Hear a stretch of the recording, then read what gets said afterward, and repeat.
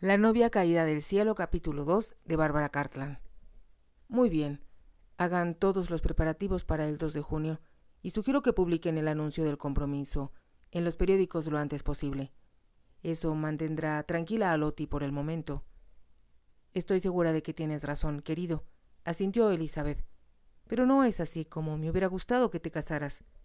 Su voz se quebró, casi en un sollozo, antes de agregar: eres tan apuesto e inteligente, y a pesar de todo lo que se dice de ti, y por tu propia culpa, eres un gran caballero y estoy muy, muy orgullosa de ti.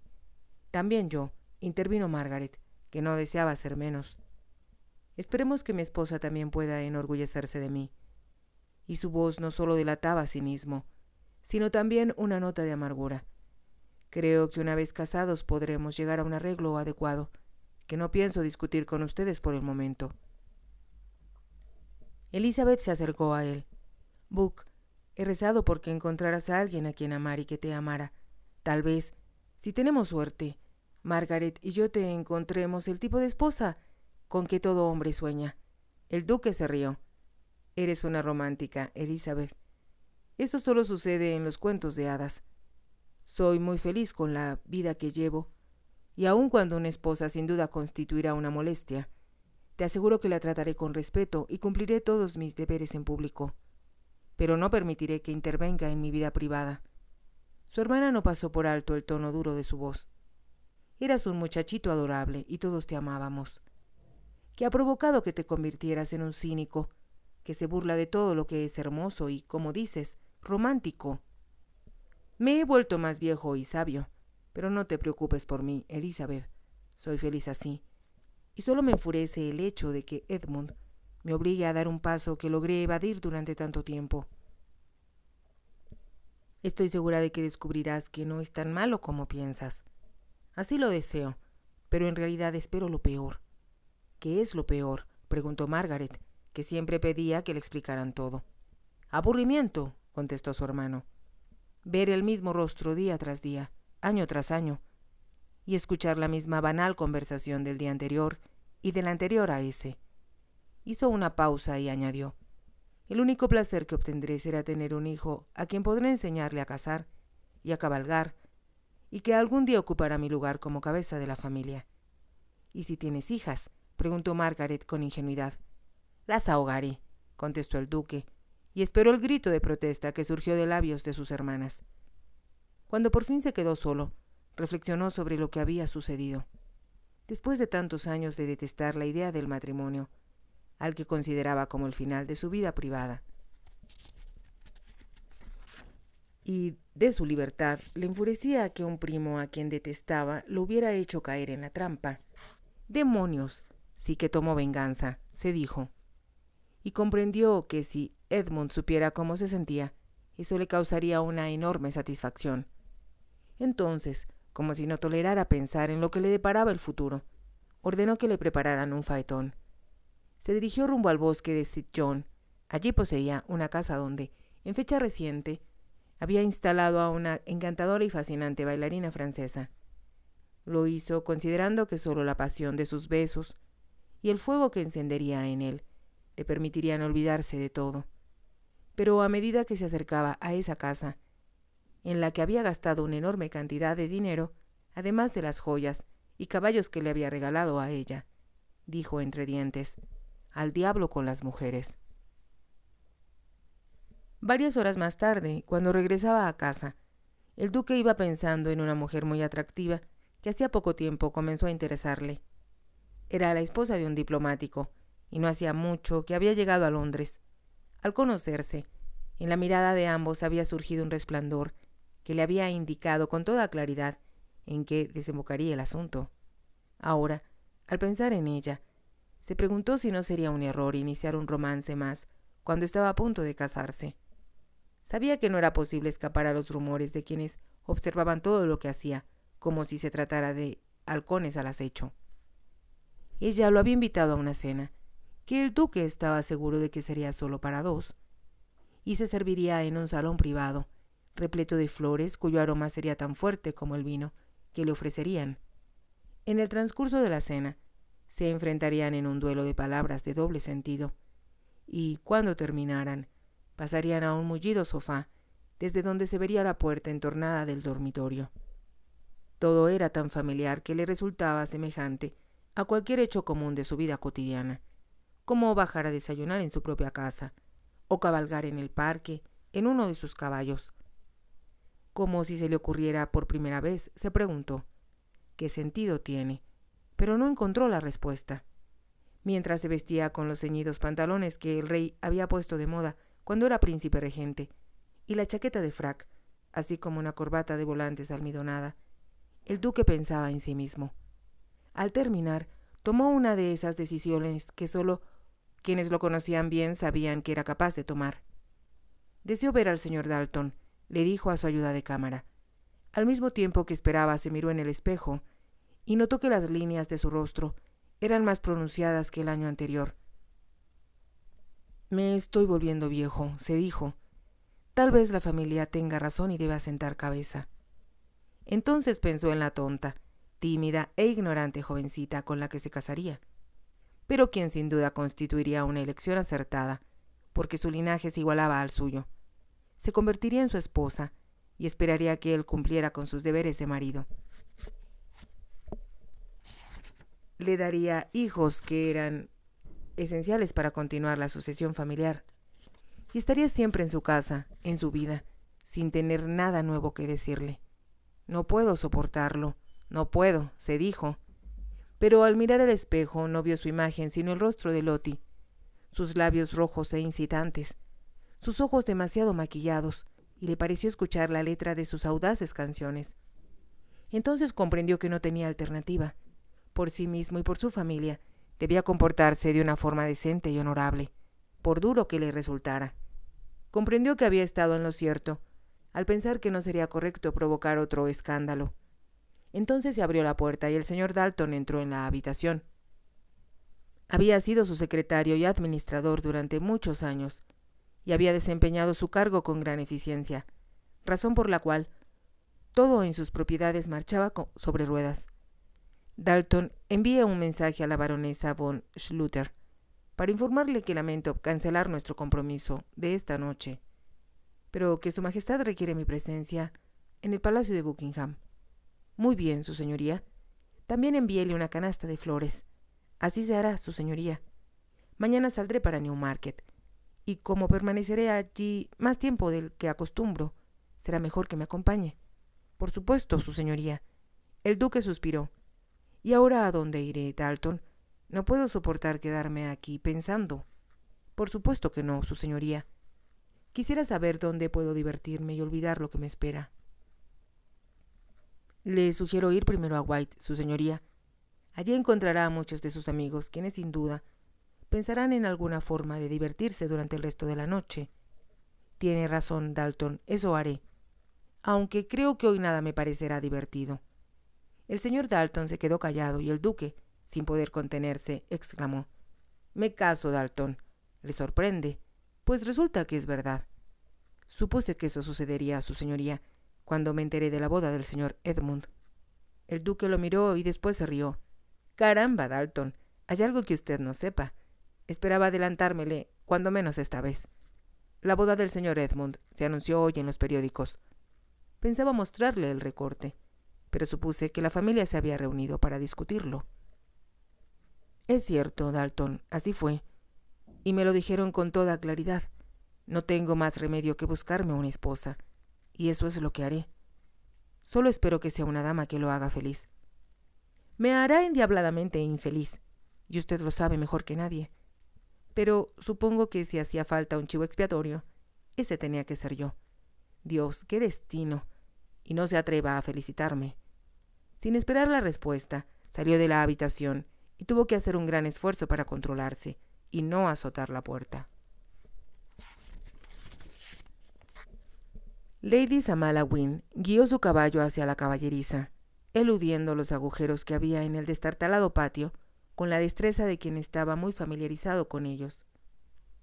Desmontó y lo guió hacia los establos, que aunque originalmente habían sido construidos para albergar 40 caballos, ahora solo contenían 3. Eligió uno de los pocos que no tenían goteras y acomodó allí a Mercurio. En el momento en que se dedicaba a desencillarlo, un anciano palafrenero se acercó a paso lento para preguntarle: «¿Disfrutó de su paseo, señorita?» «Sí, gracias, Walters. Pero tanto pasto tierno no es bueno para Mercurio. Creo que será mejor darle un poco de avena esta tarde». «Eso es imposible, señorita. El señor Turner no nos entregará más hasta que le paguemos lo que debemos». Samala no protestó. Se limitó a pensar que hubiera debido suponerlo. «Bueno, dale bastante heno, aunque no es lo mismo. Lo sé, señorita, pero ¿qué podemos hacer?» «Nada». Samala sacó la silla de montar para colgarla en un gancho que había afuera. El sol primaveral que entraba por la ventana, la mayor parte de cuyos cristales estaban rotos, iluminó su cabellera con un resplandor dorado. Pero al salir de las caballerizas y caminar hacia la casa, volviendo a evitar los agujeros del patio, una expresión de preocupación nublaba sus ojos azules. Pensaba en lo crítico de la situación y si en la casa quedaría algo que pudiera venderse. Su padre y ella solían pasar hambre, pero no podía tolerar que los caballos sufrieran y pensó desesperada, como lo hacía con frecuencia, de qué modo podrían conseguir dinero para pagar sus deudas. Cualquiera que viera desde afuera la bella casa de estilo isabelino, perteneciente al conde de Kenwyn, no podría adivinar la cruenta batalla que se libraba en su interior contra la pobreza, la escasez y el daño provocado por años de descuido, hasta el punto de que Samala, algunas veces, temía que en cualquier momento se derrumbara sobre ellos. Pero, como significaba tanto para su padre, se sentía incapaz de sugerirle la solución más práctica: mudarse a alguna de las pequeñas casas que había en la propiedad. En cierta ocasión, su padre le había dicho algo que ella jamás olvidó: «Si mi barco se hunde, me hundiré con él, pero con mi bandera al viento. No me rendiré ante nadie, así sea Dios, el hombre o esas condenadas deudas». Era su orgullo el que lo hacía hablar así, y como Samala lo había heredado de él, no dejaría de luchar a su lado. Tal vez morirían de inanición y sus cuerpos quedarían sin sepultura sobre ese piso de madera que databa del reinado de la reina Isabel. Pero, como era joven y el sol brillaba, se dijo que las cosas no podían ser tan terribles y que lograrían sobrevivir, aunque por el momento no tenía idea de cómo lo lograrían. Al dar vuelta a la esquina de la casa, advirtió con asombro que frente a la puerta principal había un carruaje muy elegante con un tiro de 4 caballos. Se preguntó quién visitaría a su padre, y de inmediato albergó la esperanza de que no se tratara de alguno de sus vecinos, que llegaba para proponerle participar en algo, lo que siempre costaba dinero.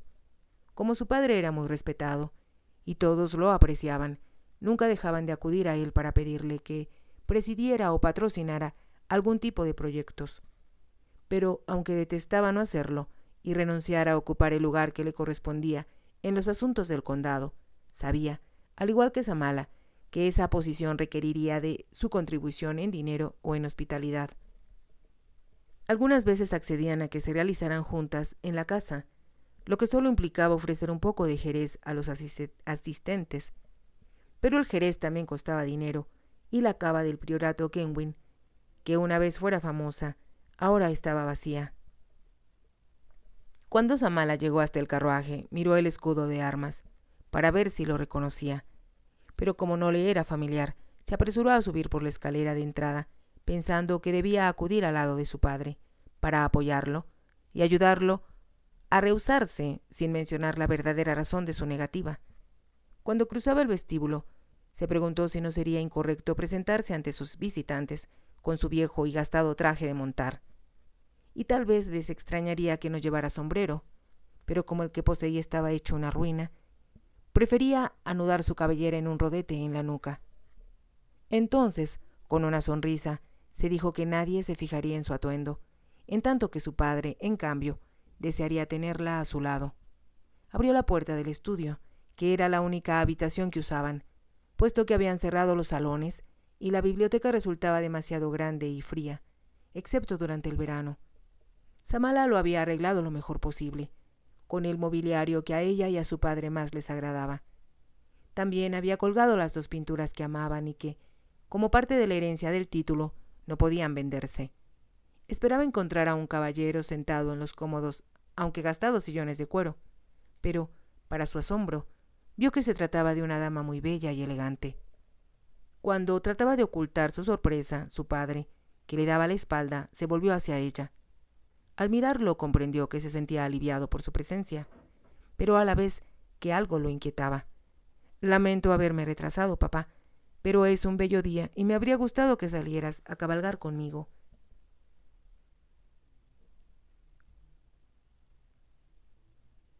A mí también, contestó su padre. Cuando Samala llegó a su lado, él dirigió la mirada hacia la dama y dijo: Le presento a mi hija, Samala, la marquesa de Hull. Samala ha venido para hacernos una extraña proposición y deseo que la escuches. Sí, por supuesto, papá, contestó Samala, al mismo tiempo que le hacía una leve reverencia a la marquesa y le tendía la mano. Le pareció que la señora la observaba con detenimiento y su escrutinio la turbó un poco. Sin embargo, su atención se concentró en admirar la elegancia del traje azul de seda de la marquesa y su sombrero adornado con encaje y plumas de avestruz. Entonces, para asombro de Samala, le dijo: Es usted una jovencita adorable y en realidad mucho más hermosa de lo que esperaba. Samala la miró con expresión interrogante, lo mismo que a su padre, y como lo conocía también, se dio cuenta de que estaba turbado. Samala, la marquesa, comenzó a decir con lentitud, como si tratara de encontrar las palabras correctas: Ha venido en nombre de su hermano para pedirme tu mano. Si una bomba hubiera estallado a sus pies, no se habría asombrado tanto. Parecía una broma, pero la expresión seria de su padre le indicó que no lo era. Es una gran sorpresa, papá. Sabía que así te lo parecería, pero también es el tipo de matrimonio que yo deseaba para ti, y en cierto modo, un gran honor. ¿Conoces al caballero en cuestión?, preguntó Samala, aunque lo que en realidad deseaba averiguar era si ella misma lo conocía. No, no nos conocemos, aunque sería un ignorante acerca del mundo del deporte, si no supiera que los caballos de su señoría han ganado la mayor parte de los clásicos. Mi hermano, intervino la marquesa, es un gran deportista y un jinete excepcional, y como veo que a su hija le agrada la equitación, tendrán un interés en común. Hablaba con entusiasmo, como si tratara de animar a Samala, y agregó: Puedo decirles con sinceridad que los caballos de mi hermano, tanto los de carrera como los que él monta, son extraordinarios y creo, Lady Samala, que a usted le fascinarán, como a mí me han fascinado siempre. Samala pensó que se trataba de una charla muy extraña. Le parecía asombroso que hablaran tanto de caballos cuando debían hablar del hombre que deseaba casarse con ella. Con voz muy suave comentó: Supongo que podré conocer al caballero. Así tendremos oportunidad de hablar sobre lo que nos interesa a ambos. La marquesa pareció titubear, y el conde intervino casi de forma abrupta. La marquesa acaba de explicarme, Samala, aunque yo no entiendo el porqué, que es urgente que la boda se lleve a cabo el 2 de junio. Pero, papá, faltan menos de 3 semanas. Sí, lo sé, y me parece extraño, muy extraño. Ya le expliqué, intervino la marquesa, que mi hermano desea casarse antes de la carrera real de Ascot. Correrán varios caballos de su propiedad y aspira a obtener la copa de oro.